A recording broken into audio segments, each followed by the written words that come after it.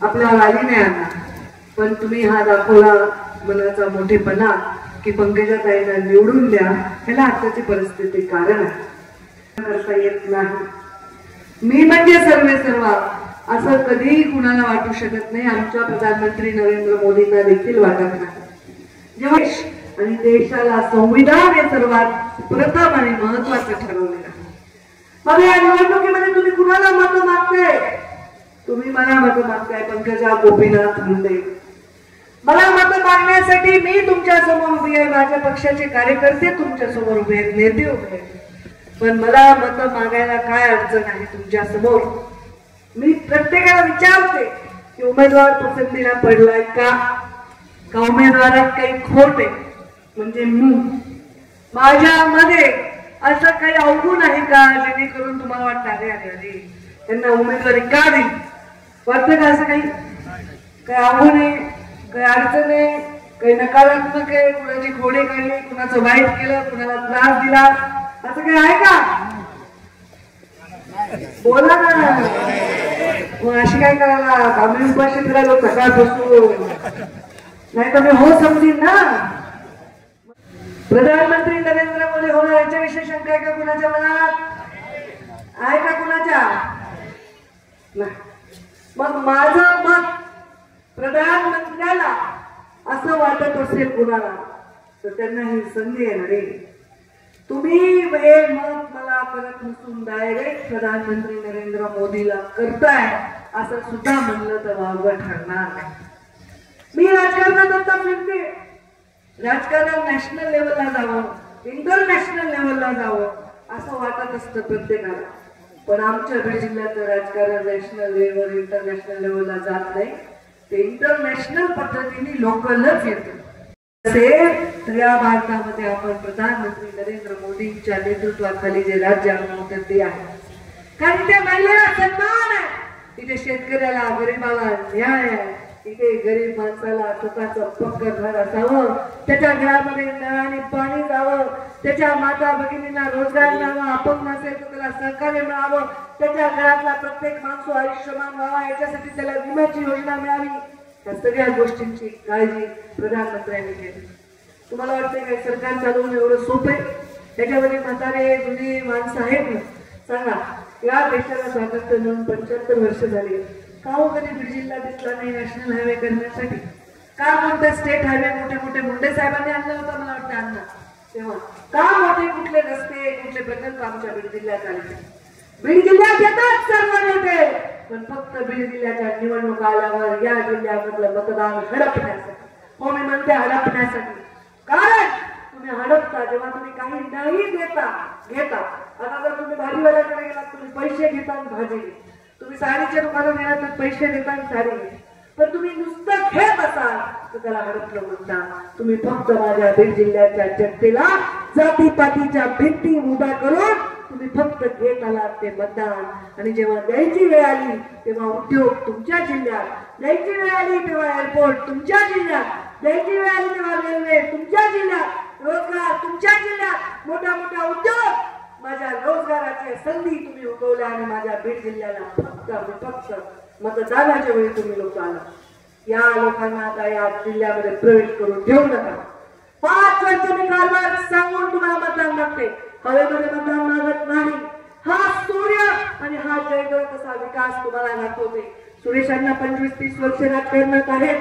या 25-30 वर्ष राजकारणात त्यांनी किती प्रश्न मांडले असतील विधानसभेमध्ये, कितीतरी मागण्या केल्या असतील विधानसभेमध्ये, कितीतरी रस्ता नावाचा निधी असतो तुम्हाला माहित झालं का? 2014 ते 19 मध्ये या गावात वाडी रस्त्या काढण्यापर्यंत रस्ता झाला. कारण देशात प्रधानमंत्री नरेंद्र आणि तुमचे लेखच पालकमंत्री होते म्हणून हे सगळं. काही संधी मी तुम्हाला मागते, ते दुःख मला सांगून नाही मागत, मुंडे साहेबांच्या जाण्याचा विषय घेऊन मागत नाही. मी ही संधी तुम्हाला मागते ती माझ्या विकासाचा दृष्टिकोन तुम्ही स्वतः अनुभवलाय म्हणून मागते. आता काहीच नाही मुद्दा. काय मुद्दा? समोरच्या व्यक्तीला पण कुठं निवडणूक जिंकण्यासाठी लढायचे? सुरेशांनाच माहिती आहे, त्यांचे मित्र आहेत, माहिती आहे त्यांना सगळे स्वभाव, मित्राला सगळे माहित असते सिक्रेट. त्यांना माहिती ते निवडणूक लढण्यासाठी लढतायत, जिंकण्यासाठी नाही लढत. कारण त्यांनी आधीच म्हणले पहिले तुम्ही माजलगाव मतदारसंघात निवडणूक लढणार म्हणजे त्यांनी लोकसभेतली हार स्वीकारली आहे. त्यांना स्वतःला ठरायचंय, त्यांना स्वतःला जिंकण्याची मानसिकता नसताना त्यांना जिंकवतोय कोण हा प्रश्न माझ्यासारख्याला पडतो. त्यांना जिंकवतोय अपप्रचार, जिंकवतच नाहीये. त्यांना थोडं तरी मताकडे नेतोय कोण, त्यांना कोण त्यांच्यासाठी उभं राहतंय. तर या जिल्ह्यामध्ये जे सुरेश अण्णांना मानणारे लोक आहेत ते उभे राहत नाही, जे धोंडे साहेबांना मानणारे ते लोक उभे राहत नाही, आमच्या आबूला मानणारे लोक उभे राहत नाही, आणि पंकजा मुंडेला मानणारे लोक उभे राहत नाही. ज्यांना फक्त विरोध करता येतो, ज्यांना नकारात्मक मतदान करता येतं तेच उभे राहतात.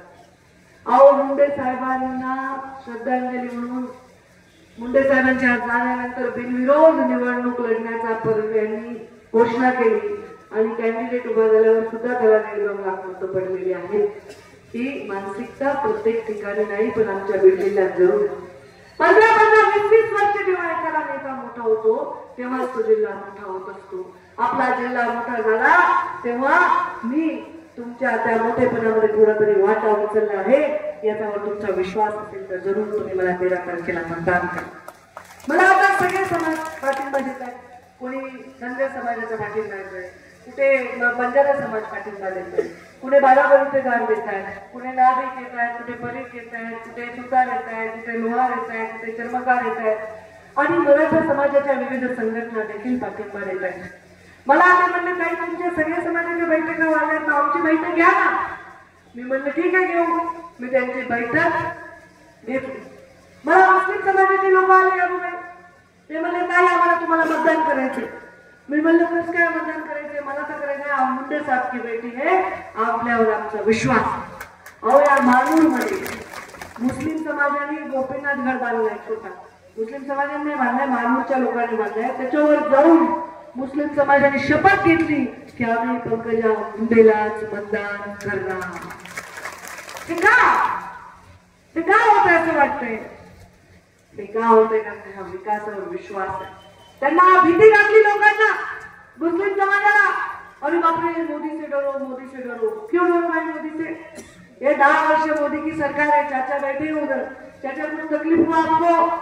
इसमें कोई घरकुल नहीं मिला क्या? उन्होंने बोला था कि मुस्लिम बांधवों को घरकुल नहीं देने का, पगार नहीं देने का, नल नहीं देने का.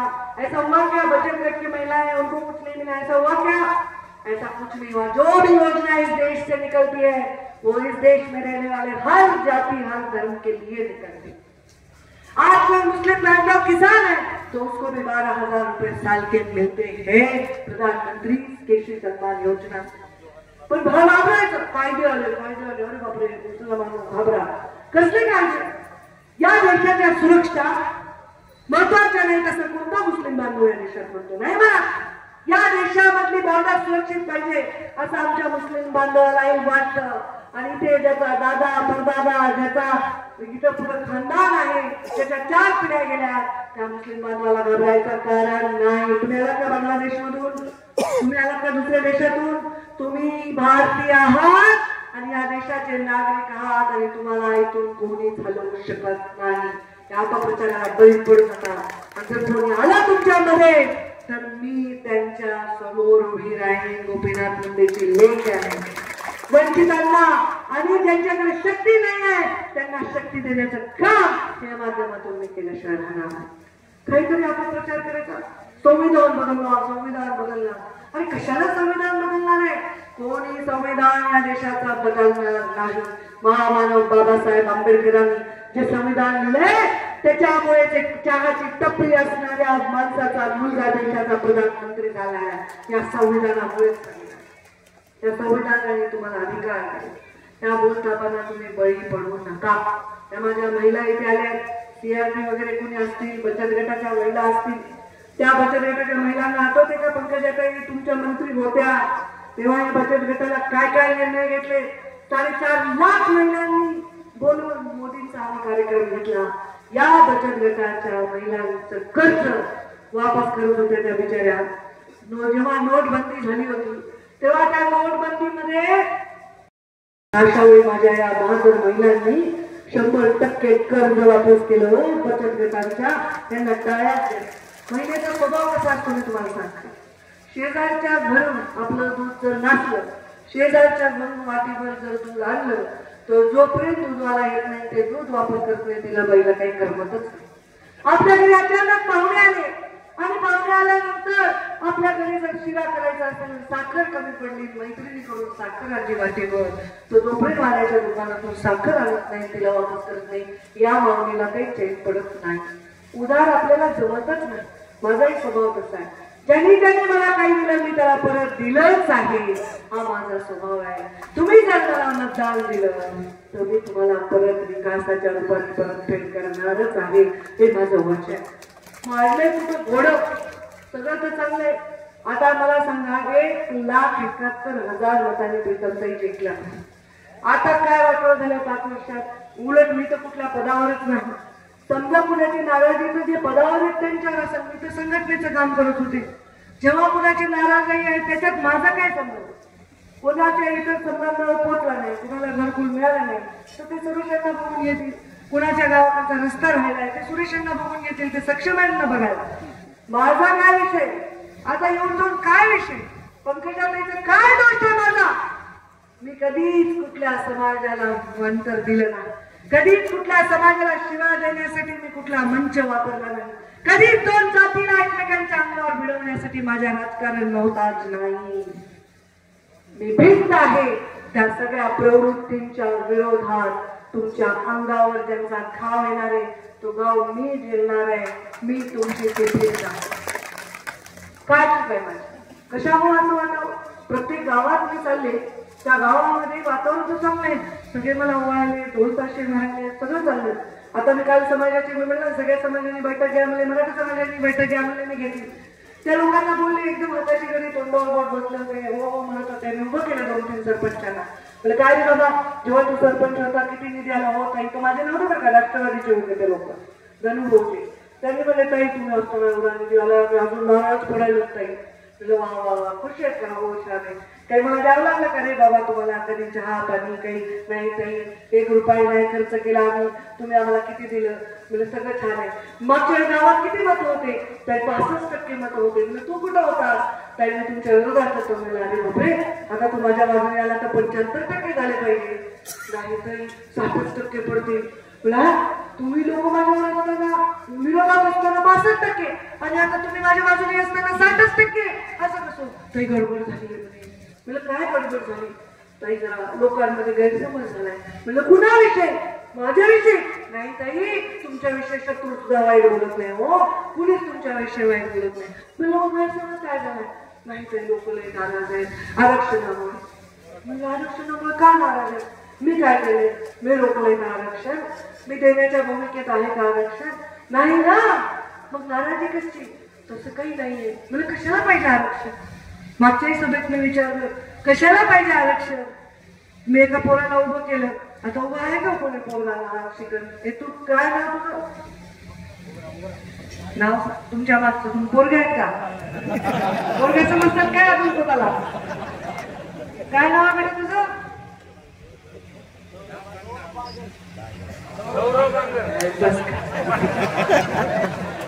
बांधर भरलेत का काय? कोणतरी आहे का बोलायला? उठ बेटा, त्याचे काही शिक्षण राहिल्यासारखं वाटत नाही मला. तरी उठ बेटा, मला प्रश्न विचारायचे तुला. आता माझं उलट आहे, मला तुम्हाला प्रश्न विचारायचे. नाव काय सांग जगासाठी? थांबा ना. अरे हो पण जगाला कळू द्या. नाव सांग बेटा. प्रसाद घुमरे. आमची आई करताय का? हो कार्यावर होता की मगाशी? हो दादासाहेबांचा मगाची चिठ्ठी उडून गेली मला त्यांचा अनुभव. मग आरक्षणाच्या लढाईत आपण सगळे आहात की? तुमचा हक्क आहे, मी तुमच्या पाठीशी आहे. मग आरक्षण कशासाठी ताई? 2 कारण द्या. दुसरं नोकरी. शिक्षण आणि नोकरीसाठी. बघ बेटा, शिक्षण आणि नोकरीसाठी आरक्षण पाहिजे. आणि हे तुमच्या आरक्षणाची जी कायद्याने मागणी आहे त्याच्या पाठीमागे गोपीनाथ मुंडे ही उभे होते. पंकजा गोपीनाथ मुंडे पण उभे आहेत. आणि पंकजा गोपीनाथ मुंडे जर काही कायद्याने मिळणारं आरक्षण जर कोणी रोखत असेल तर त्याच्या समोर सुद्धा उभे राहायला मागे पुढे बघणार नाही. तर वंचितांची लढाई आम्ही लढतो.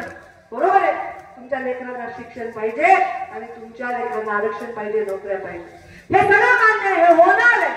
पण या निवडणुकीत माझा बळी घेऊन, बळी जात नाही माझा, मी जगणारच आहे. पण काय मिळणार? आम्ही गुलाल लावून जेव्हा मिरवणूक काढणार आहोत तर ते गुलाल लावून तुम्ही सुद्धा सामील व्हा ना.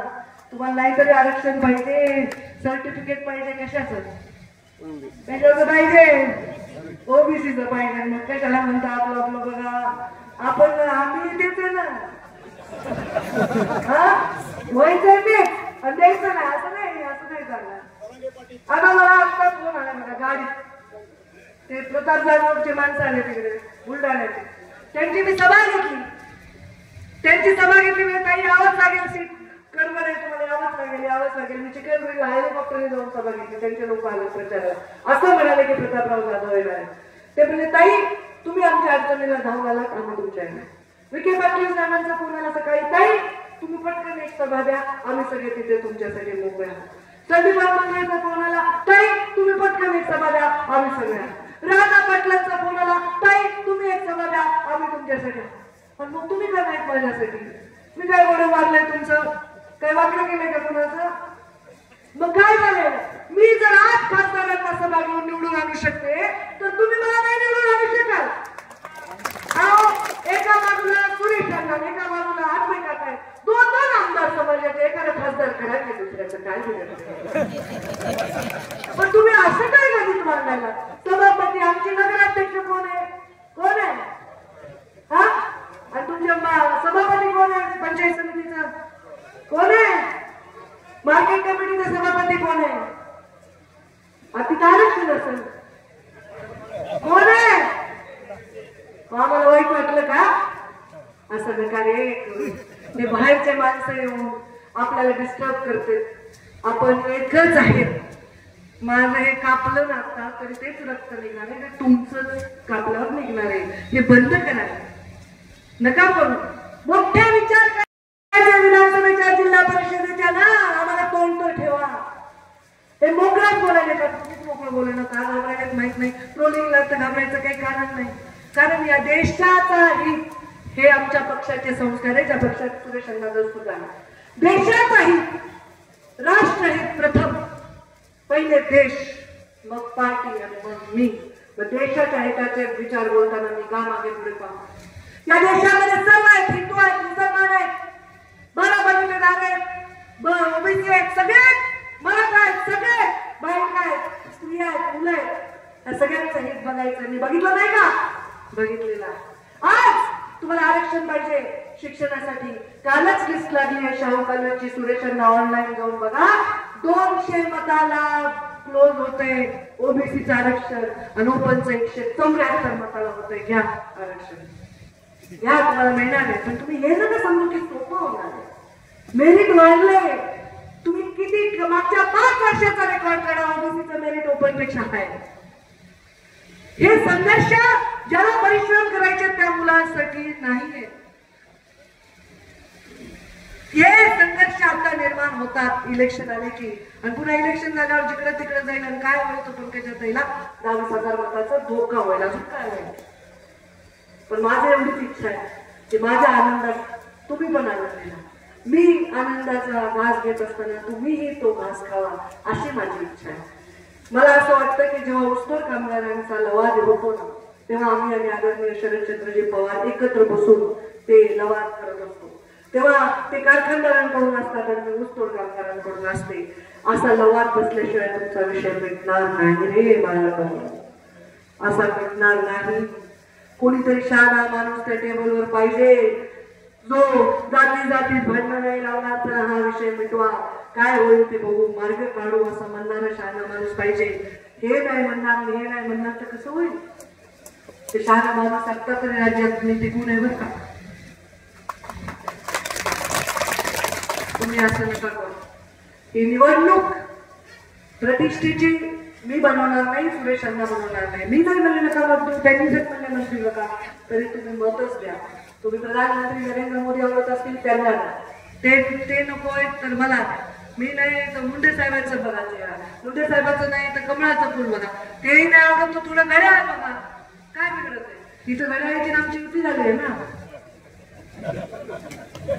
झाली ना. काय बघायचं नाही बघा, पण ते कमळाचं फुल लावतो. मला 3 गोष्टी करायला दिल्लीत जमल्या. तुम्ही आयुष्यभर माझंच नाव घेतात बरं का, आणि आताही तुम्ही घेतात. महागात चांगलंच बोलतात, वाईट बोलत नाही कोणी. सोशल मीडियाचे 22,000 लोक या जिल्ह्याचं भविष्य नाही रेखाटू शकत. माझी विनंती आहे तुम्हाला, या जिल्ह्याला ही संधी परत येणार नाही. नरेंद्र मोदी प्रधानमंत्री आणि पंकजा मुंडे संसदेत ही संधी परत येणार नाही. 5 वर्ष मी जसा कारभार केला त्या कारभारावर विश्वास ठेवा आणि मला आशीर्वाद द्या. या जिल्ह्यात एवढा मोठा प्रकल्प आणीन की तुमच्याच गरीब पोरांना नोकरी मी लावीन. या जिल्ह्यात असा प्रकल्प आणीन की तुमच्या इथे बाहेर रोजगारासाठी भटकंती थांबेल. मी या जिल्ह्यामध्ये सिंचनाचे विषय मार्गी लावीन, म्हणजे माझ्या शेतकऱ्याला अडचण येणार नाही. सगळी जमीन उलिताखाली आणण्यासाठी मी अपार प्रयत्न करेन. आणि या जिल्ह्यामध्ये असं मोठं हॉस्पिटल करेल की इथल्या गरीब मायबापड्यांना, इथल्या गरीब माणसाला इलाजासाठी जीवन सोडून जावं लागू नये. शेती विकायला, दागिने गहाण टाकायले तर इलाज करायला येतो, पण त्यांची परिस्थिती नाही. त्याच्यासाठी मला हे गोष्टी करायच्या. हे गोष्टी मीच करू शकते हे तुम्हाला माहिती आहे. माझ्यावर तुमचा विश्वास आहे. फक्त तुम्हाला तुमच्या मनात ती भिंत काढायची. एक जण येऊन म्हणला मला काल तेलगावमध्ये, माझाच होता कार्यकर्ता, काही म्हणले ते जातीसाठी माती खा. मला कोण म्हणाले मला माहित नाही बरं का. ते म्हणला गुलाबजामुन खा, माती नका खाऊ. जातीसाठी माती नका खाऊ, मातीसाठी जाती पाडून टाका. आणि एकदा एक चमत्कारिक निर्णय या बीड जिल्ह्यातून द्या. हा निर्णय तुम्हाला कधीच महागात पडणार नाही, पण या निर्णयात सहभागी नाही होणार तर या जिल्ह्याला खूप महागात पडेल. या जिल्ह्याच्या विकासाला खूप महागात पडेल. मी मत मागते ते विकासासाठी मागते. मी माझ्या जातीवर, माझ्या धर्मावर नाही, माझ्या गुणांवर मत मागते, माझ्या राजकीय प्रवासावर मत मागते. मी तुम्हाला जे मत मागते आहे ते तुमच्या भविष्यासाठी मागते. मला काही तोले जंग वाजवायला बांधण्यासाठी मागत नाही. मला दागिने, गाडी, बंगला ह्याच्यासाठी मागत नाही, हे तर तुम्हाला माहिती आहे. मी मत मागते या बीड जिल्ह्याच्या तरुणाईचं भविष्य घडवणारं मत मागते. आजच्या तरुणाईचं चित्र बघून थोडस मन राजपुत. त्या पुरोगामी काळामध्ये मुंडे साहेब राजकारणात आले, त्यावेळी लोक राजकारणामध्ये विचार पुढारपणे मांडण्यासाठी जन्म घेत होते. आता विचार मांडायला घाबरते. एवढीशी ती गोड आहे आमची नगराध्यक्ष, एवढीशी पोरगी, ती म्हणते ताई आम्ही तुमची बाजू घेतली तर आम्ही ट्रोल होतो. का बाबा, मी पाकिस्तानातून का बांगलादेश मधून का चीन मधून आले, मी इथलीच आहे ना, माझी बाजू घ्यायला काय अडचण आहे. का ट्रोल व्हावं कोणी? समोरच्या माणसाचे 10 कर्तृत्व तर घेऊन दाखवावे. कर्तृत्वाची जोड नाही, नेतृत्वाची जोड नाही, दातृत्वाची जोड नाही, आणि माझ्या मातृत्वाची तर जोडच नाही. या जिल्ह्याला मातृत्व समजून मी सांभाळले. का ते नेतृत्व हवं? एवढीशी ती पोरगी बिचारी बोलायली सुनी, का तिने ट्रोल व्हावं? तिने तिच्या पक्षाचे विचार मांडले, ज्या अण्णांनी तिला नगराध्यक्ष केलं त्यांचे विचार मांडले, ज्या पक्षाचे मी नेता आहे त्यांचे विचार मांडले. काय नाही, काय ट्रोल व्हावं? काय ट्रोल व्हायची गरज नाही. माझी तुम्हाला अजून एक हात जोडून विनंती आहे, तुम्ही 13 तारखेपर्यंत तुमचे सोशल मीडिया बंद करून टाका. विषयच मिळतो, विषयच मिळतो. मला मागच्या वेळेची मताची यादी आहे माझ्याकडे, चांगली यादी आहे. आता तर कसं झालंय, हे सगळं ऑनलाईन झाले ना अण्णा, तुम्हीच केलं सगळं ऑनलाईन. हे सगळं सिस्टीम, कोणत्या बूथवर कोण माणसं आहेत, किती लोक आहेत, त्यांचं उत्पन्न काय आहे, किती नोकरी असतं, कोणाला मिळणार आहे, किती मिळणार आहे, कोण देणार आहे, कसं देणार आहे, हे आम्हालाही आणलंच आहे. आम्ही तिथून पुढचं मोजणार आहे. तुम्ही सगळेजण यावेळी मला आशीर्वाद द्या, एवढीच मी तुम्हाला विनंती करते. कोणी आलं तर नरेंद्र मोदीपेक्षा मोठा माणूस इथे येणार नाही मत मागण्यासाठी. त्याच्यापेक्षा मोठा आला तर द्या. आणि नरेंद्र मोदींनी जे दिले त्याच्यापेक्षा 1% जरी दिलं ना त्या माणसाने असेल तर त्याला द्यावं, काही माझं म्हणणं नाही. नरेंद्र मोदींनी या जिल्ह्याला जे दिले ना, या जिल्ह्याचे नसून, या राज्याचे नसून देशाचे असल्यामुळे जे दिले तेवढंच कोणी तुम्हाला दिलेलं नाही. त्यामुळे मतदान द्या. अण्णांची चिठ्ठी आली आहे, पुढे लोक थांबलेले आहेत. भाषण चांगलं रंगात आलं असल्यामुळे लोक ऐकत होते, मी बोलत होते. स्वतःसाठी मलाच लहान मला लागणार आहे, मलाच बोलणार आहे म्हणून 5 मिनिटं जास्त बोलले. देशात